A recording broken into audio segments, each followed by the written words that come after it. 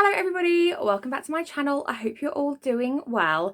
Today I took a day's annual leave and I had my makeup and hair trial for my wedding, and I thought I would capitalise on the moment and I would make a point of filming some YouTube videos whilst I was looking presentable and whilst I looked nice. So if you see me in the same outfit with the same hair and makeup for a couple of videos, you know why. Today I thought I'd do a little bit of a book haul because I have acquired some books recently, not too many, but I thought I would just kind of talk you through them, what they are and what I've got and how excited I am to read them. The first couple I was going to talk about are actually some books I picked up on eBay. I have to admit I'm not massively impressed with the conditions of these because they were both listed as very good, but the first one that I ordered was The Forgotten Letters of Esther Durrant. This is by Katie Nunn, or Kate Nunn, best-selling author of The Botanist's Daughter.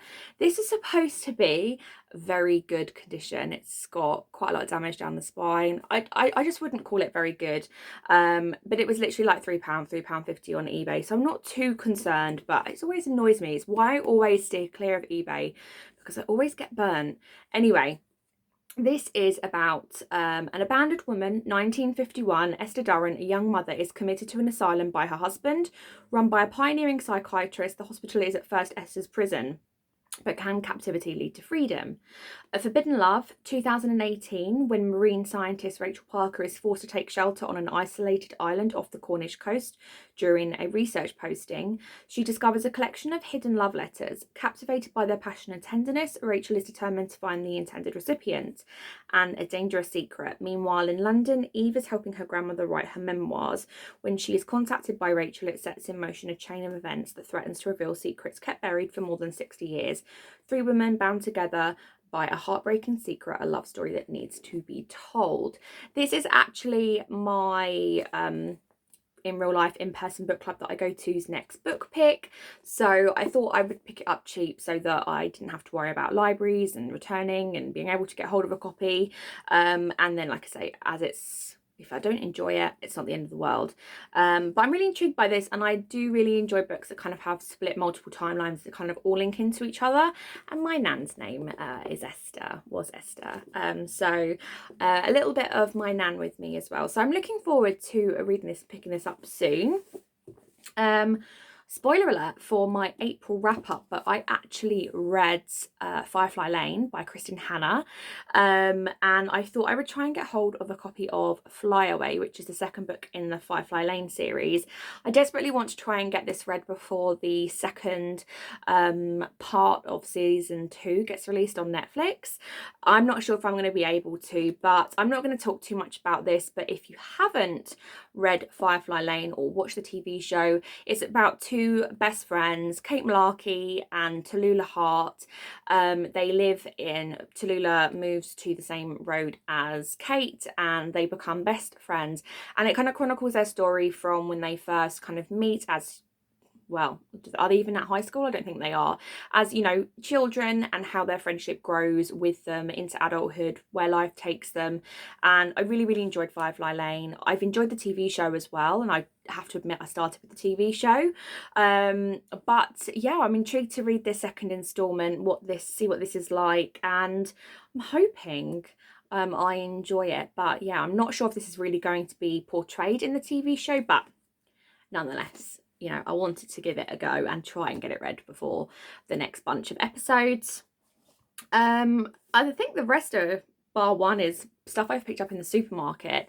Forever Interrupted by Taylor Jenkins Reid, I think, is the only one left now of her backlist that I haven't read, and they have been republishing all of these because I think a lot of her backlist has been difficult to get hold of in the UK. I don't know if it was actually a lot of it was ever printed over here. I've got some really, where's my Taylor Jenkins Reid? I've got some really odd different editions, different heights and different sort of like sized books, but they seem to be bringing them all out now in sort of like UK paperbacks and whatnot. So this is about, let me read the back to you. One rainy New Year's Day, Elsie heads out to pick up a pizza. She isn't expecting to see anyone else, much less the handsome and charming Ben. Their chemistry is instant and electric. Within weeks, they are head over heels in love. By May, they've eloped. 9 days later, he is hit by a truck and dies on impact. At the hospital, Elsie faces Susan, the mother-in-law she's never met and who doesn't even know Elsie exists. Interweaving Elsie and Ben's romance with Elsie and Susan's healing process, Forever Interrupted is a story of one life-changing year and a powerful reminder that there's more than one way to find a happy ending. I'm really looking forward to this. I do have to admit I have got a lot of Taylor Jenkins Reid backlist muddled up because a lot of the stories kind of have a similar sort of idea or concept behind them in some way, shape or form. So I think I thought this was a book that another book that I've read anyway. Cut a long story short, this is quite similar in concept to One True Loves. Yeah. But I'm just loving anything that's written by Taylor Jenkins Reid. Everything that I've read I've really enjoyed, so I just was like, well, that's going in my basket, and I picked that up from the supermarket. And then also this one's recently been in the supermarket and I kept seeing it everywhere, and I was like, you know what, I'm just going to pick it up. This is Never Never by Colleen Hoover and Taryn Fisher, and I'll be honest, I don't know an awful lot about this, and I don't know if I'm even going to read you the synopsis. Well, maybe I will. I tend to go into Colleen Hoover books not knowing an awful lot about what I'm going into, and again, I find everything about Colleen Hoover that I read really engaging and really enjoy it. So Charlie Winwood and Silas Nash have been best friends since they could walk. They've been in love since the age of 14, but as of this morning, they are complete strangers. Their first kiss, their first fight, the moment they fell in love, every memory has vanished. Now Charlie and Silas must work together to uncover the truth about what happened to them and why. But the more they learn about the couple they used to be, the more they question why they were ever together to begin with. Forgetting is terrifying, but remembering might be worse. Okay, this is really interesting. I'm really looking forward to reading this one, and I'm kind of guessing are we going to kind of get one perspective from one of the authors and one perspective from another, because that might be quite interesting. It says #1 Sunday Times bestselling author of It Starts With Us joins forces with the New York Times bestselling author of The Wives. Together they have created a gripping, twisty, romantic mystery unlike any other. So I'm really intrigued by that, really looking forward to reading that soon as well. Staying on the Colleen Hoover bandwagon, I also picked this one up in the supermarket. Again, this was really inexpensive, and it's Colleen Hoover. I just seem to auto buy Colleen Hoover now. So I'll read you a little bit about this one. I don't even know how to pronounce this name. Bea Grimm. That's their surname, not that I think their name is Grimm, has only ever known a life of poverty and neglect. After surviving by any means necessary, she finally has a hard-earned ticket out of Kentucky with a full ride to Penn State.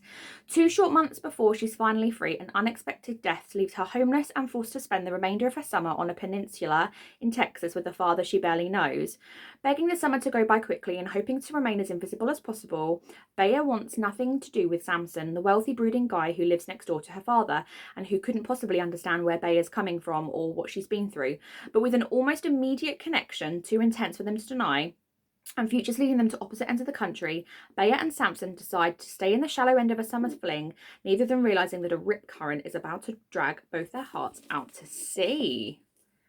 Ooh, I'm intrigued. Again, like I say, I barely read the synopsis for Colleen Hoover books.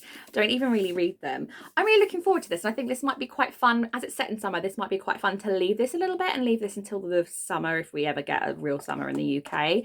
I think it might be quite fun to leave it till then. But I love the colours on this book as well. I think it's just a really fun... Let's see what the naked hardcover's like. Oh, that's cute. It's green. It's yellow. And like I say, another couple that I picked up from the supermarket. These are actually on 2 for £9. I got Things We Never Got Over by Lucy Score and Things We Hide from the Light. I'll be honest, I have seen these. I've seen Lucy Score and I've seen these everywhere. I think they're in I went into the works earlier today and they were in there. I've heard so much about Lucy Score. I believe this is the first one, and I think they're a series, and I think the third one's due to come out later on in the year or early next year. So I'm only going to read you the synopsis for this one, Things We Never Get Over, because I'm sure this is the first one. I'm sure this is the first one. Bearded bad boy barber Knox prefers to live his life the way he takes his coffee, alone. Unless you count his basset hound Waylon, Knox doesn't tolerate drama, even when it comes in the form of a stranded runaway bride. Naomi wasn't just running away from her wedding, she was riding to the rescue of her estranged twin, to knock 'em out, Virginia. That sounds funny. A rough around the edges town where disputes are settled in the old-fashioned way with fists and beer, usually in that order. Too bad for Naomi, her evil twin hasn't changed at all. After helping herself to Naomi's car and cash, Tina leaves her with something unexpected. The niece Naomi didn't know she had. Now she's stuck in town with no car, no job, no plan, and no home, with an 11-year-old going on 30 to take care of. There's a reason Knox doesn't do complications or high maintenance women, especially not the romantic ones.